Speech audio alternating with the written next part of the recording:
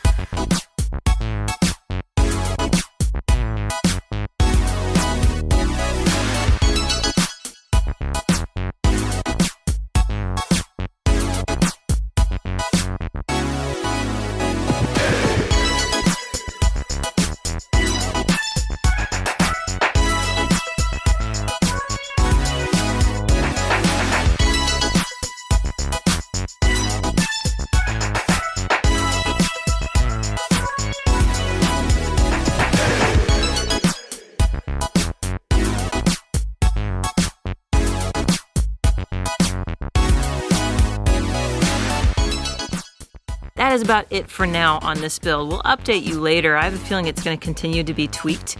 You'll notice it's not super fancy. We did not paint, we did not do flooring, we didn't do all those things.